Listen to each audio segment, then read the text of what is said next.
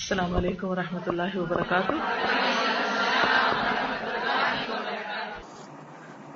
جی آپ عربی سنائیے. عن عبد الله رضي الله عنه قال قال رسول الله صلى الله عليه وسلم هلك المتنطعون قالها ثلاثا رواه مسلم کتاب العلم 674. شاباش, گڈ, ویری گڈ. ترجمہ سنائیں گے. حضرت محمد صلی اللہ علیہ وسلم نے فرمایا ہلاک ہوئے کھانا دینے والے, انہوں نے یہ بات 3 مرتبہ فرمائی. Good, very good. متنطعون جو ہے یہ کیا ہے؟ بال کی کھال اتارنے والے. اور دوسرا معنی تکلف کرنے والے. گڈ. کوئی اور سنائے گا دوسری حدیث؟ لیس المؤمن والی کون سنائے گا؟ صلی اللہ علیہ وسلم.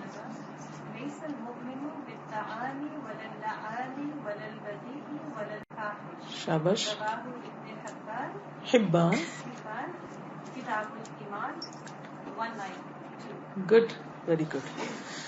یہ بتائیے کہ تعان کس کو کہتے ہیں اور تعان کا لفظ کس سے نکلا ہے اور تعان کا معنی کیا ہوتا ہے؟ جی توئی اینڈ نون سے یہ نکلا ہے. ٹھیک ہے. تانا دینا. ہاں, اور اس کا لفظی معنی کیا ہوتا ہے؟ کچوکا لگانا. پرک کرنا جو ہوتا ہے نا وہ سوئی سے ہوتا ہے. تو تان نیزے سے جو ہوتا ہے, نیزہ ذرا بڑا ہوتا ہے, اس سے کچوکا لگانا کسی کو. لعان کا معنی کیا ہوتا ہے؟ گڈ, بہت زیادہ لعنت کرنے والا. لعان کس کے وزن پر ہے؟ فعال کے وزن پر. اور فعال کا وزن کون سا ہوتا ہے؟ مبالغہ کا, جس کا معنی کیا ہوتا ہے؟ بہت زیادہ کثرت سے کوئی کام کرنا. تو لعان کا مطلب بہت زیادہ لعن تان کرنے والا. لعنت کا معنی کیا ہوتا ہے؟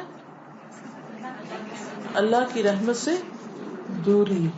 ٹھیک, یعنی اس کی بد دعا دینا کسی کو, اللہ کی رحمت سے دور ہونے کی بد دعا دینا. تو جب کسی کو بد دعا دی جاتی ہے تو کیا ہوتا ہے آپ بتائیے. جی ہاں, اگر وہ اس کا مستحق ہوگا تو اس کو جا لگے گی, اور اگر اس کو لگ گئی تو دیکھیے کس قدر نقصان ہے. کیونکہ اگر اس کو لگ گئی کا مطلب کیا ہوا کہ وہ اللہ کی رحمت سے محروم ہو گیا. تو جو اللہ کی رحمت سے محروم ہو جائے پھر اس کے لیے کوئی خیر نہیں. اسی لیے اپنے بچوں کو یا کسی کو بھی, خواہ دشمنی کیوں نہ, اس کو بد دعا نہیں دینی چاہیے. کوئی پتہ نہیں کہ کل وہ آپ کا دوست بن جائے, ایسا ہوتا ہے نا. تو پھر اس صورت میں کیا ہوگا؟ نقصان کس کا ہوگا؟ اپنا ہی ہوگا. تو خیر سے محروم ہو جائے گا. اور اگر وہ مستحق نہیں تو کس پر پلٹتی؟ خود اپنے پر. تو گویا آپ کسی کا نقصان نہیں کر رہے, دراصل اپنا ہی کر رہے ہیں. اس لیے بہت احتیاط کی ضرورت ہے. ولل بدی, بدی کس کو کہتے ہیں؟ جی آپ فرمائیے. بدا سے کیا مانا؟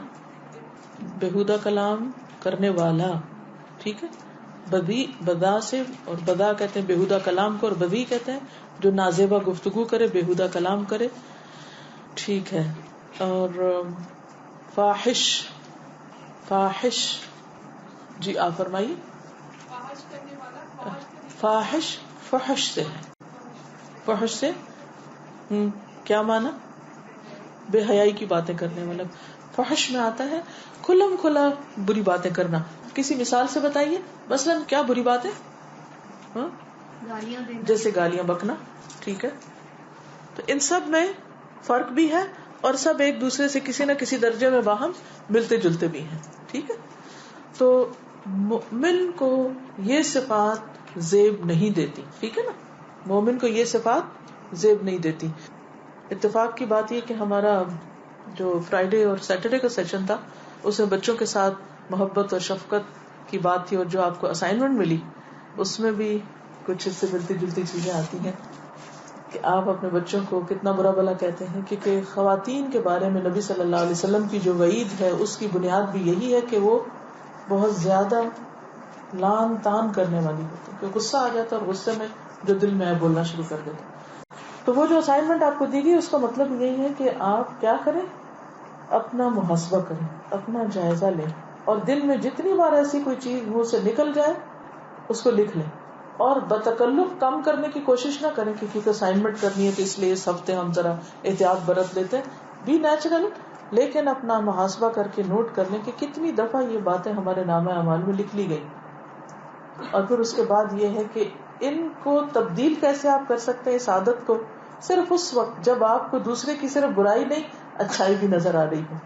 اس لیے اسائنمنٹ کا دوسرا حصہ کیا تھا کہ آپ اپنے بچے کی خوبیاں بھی لکھیے، کیونکہ کوئی انسان خوبی کے بغیر نہیں ہوتا. لیکن عموماً ہم دوسرے کو ہوپ لیس کیس کب قرار دے دیتے ہیں، جب ہم اس کی خوبیاں نہیں دیکھتے. کسی کو سخت سے سخت ڈانٹتے وقت بھی اگر آپ کو خیال آ جائے کہ اس شخص میں فلاں اچھائی ہے یا اس نے مجھ پہ فلاں احسان کیا ہے، تو آپ دیکھیں گے ایک دم آپ خود ہی اپنے اندر سے ٹھنڈے ہو جائیں گے. ٹھیک ہے، تو وہ دراصل آپ کے مزاج کو تبدیل کرنے کی ایک تدبیر ہے. ٹھیک، اس اسائنمنٹ کو اس حدیث کے اسائنمنٹ کے طور پر بھی آپ عمل کر سکتے ہیں. ٹھیک ہے، کیونکہ یہ دراصل اپنا محاسبہ ہے، اپنا جائزہ لینا ہے. اگر آپ کو یاد ہو تو میں نے جو کام آپ کو بتائے تھے کہ جو بھی حدیث پڑھے ایک اپنا جائزہ، اور پھر اس میں میرے عمل کی کیا بات ہے اور میں اپنے آپ کو کیسے تبدیل کروں. ٹھیک ہے، تو علم حاصل کرنا ہے بحیثیت مسلمان ہم کو کب سے کب تک، مہد سے لحد تک. تو it's never too late, always check yourself. چلیے، تو متنطعون سے متعلق کوئی بات شیئر کرنا چاہے؟ متنطعون کا معنی کیا ہے؟ تکلف کرنا. دو معنی ہیں، بال کی کھال اتارنے والے اور تکلف کرنے والے. کوئی شیئر کرے گا کہ انہوں نے کہاں بحث سے پرہیز کیا اس بات کے یاد آتے؟ میری ایک دوست ہے جو ابھی حج کر کے آئی تھی. ٹھیک ہے، تو وہ مجھ سے ان کی بات چیت ذرا کم اسی لیے ہوتی ہے کہ میرا ان کا پوائنٹ آف ویو تھوڑا ڈفرینٹ ہوتا ہے. لیکن بہرحال میں نے ان کو فون کیا کہ میری ابھی ریسنٹلی والدہ کی ڈیتھ ہوئی تھی تو میں اس میں بزی تھی، تو میں نے ان کو مبارکباد نہیں دی تھی، تو مجھ سے گلہ کر رہی تھی.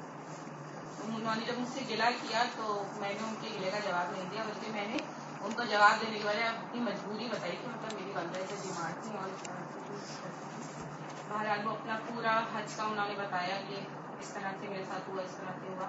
تو بہرحال انہوں نے جو بھی اپنا بتایا تو میں نے ان سے ان کی پوری بات سنی. گڈ. اس کے بعد میں نے ان کو کوئی رائے نہیں دی، لیکن میں نے ان کو جنرلی بتایا کیونکہ وہ بہت ذکر کر رہی تھی کہ دل چاہتا ہے ادھر ہی چلے جائیں اور وہیں پہ رہیں، دل چاہتا ہے کہ دنیا چھوڑ کے ادھر چلے جائیں. تو میں نے پھر ان کی پوری بات سننے کے بعد ان کو یہی کہا کہ کیونکہ امتحان تو ہمارے سب کے بیچ میں رہتے ہیں تو ہمیں تو مطلب اسی کے اندر آزمایا جائے گا نا، تو ہم اس وقت اللہ کی طرف پوچھنے جاتے ہیں، تو یہ ہمارا امتحان ہے. یہ بات میں نے ان سے بالکل آخر میں کہی جب وہ بالکل بات چیت کر کے ٹھنڈی ہوئی. Very good. یہی طریقہ ہونا چاہیے کہ کوئی شخص آپ سے بات کر رہا ہے، آپ اس کے نقطہ نظر سے اگری نہیں کرتے، آپ اس کی پوری بات ایک دفعہ سن لیجیے.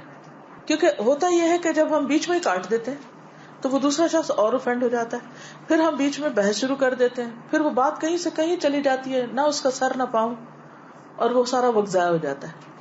تو نبی صلی اللہ علیہ وسلم کی سنتوں میں سے ایک سنت یہ ہے کہ آپ دوسرے کی بات پوری توجہ سے سنتے تھے، اور پھر سننے کے بعد جو بات اس میں بہتر ہوتی اس کی طرف آپ توجہ دلاتے، یعنی اصلاح کر دیتے. اور اگر ضرورت نہیں ہوتی تھی تو خاموشی اختیار کرتے. اور آپ کی خاموشی کو بھی پھر سنا گیا کہ خاموشی کا مطلب کیا ہے، کہ آپ نے اس بات کو ناپسند نہیں کیا، قابل قبول ہے. ٹھیک ہے جی، آپ کچھ شیئر کریں گے؟ اس میں بال کی کھال نکالنے کا مجھے جو سمجھ آیا وہ میں ایک دفعہ کنفرم کرنا چاہتی ہوں. جی کریے. کہ جو جتنا بتا رہا ہے اتنا سننا ہے، اس سے زیادہ کوشچنز نہیں کرنے. الا یہ کہ کوئی بات سمجھ نہ آ رہی ہو، بے فائدہ اور بے مقصد قسم کے سوال نہیں کرنے چاہیے. ٹھیک ہے، یعنی اس کا یہ مطلب نہیں کہ مثلا میں آپ کو پڑھا رہی ہوں اور آپ کو کوئی بات سمجھ نہیں آئی تو آپ اس لیے نہ پوچھیں کہ یہ بال کی کھال اتارنا ہوگا. نہیں، اگر آپ سمجھتے ہیں کہ آپ کا سوال اس لیے ضروری ہے کہ آپ بات کی مزید وضاحت چاہتے ہیں، جیسے ابھی آپ نے پوچھا، تو اس میں کوئی حرج نہیں. لیکن اگر آپ صرف اس لیے پوچھے جا رہے ہیں کہ بس ایک بات سے بات نکالنی ہے یا ٹائم پاس کرنا ہے، آگے نہیں پڑھنا، جیسے بعضوں کا اسکول یونیورسٹی میں آپ نے دیکھا ہوگا کہ بچے کرتے ہیں نا کہ ٹیچر کو پڑھانے نہیں دینا آج، تو غیر متعلقہ باتیں، بے فائدہ باتیں، بیکار باتیں، جس سے کوئی نفع مند علم حاصل نہ ہو رہا ہو، جس سے کسی اشکال کا جواب نہ مل رہا ہو، جس سے دوسرے کو ذلیل کرنا مقصود ہو، جس سے اپنی علمیت کا رعب جتانا مقصود ہو، ایسی چیزوں سے پرہیز کرنا چاہیے. ٹھیک ہے. السلام علیکم ورحمۃ اللہ وبرکاتہ.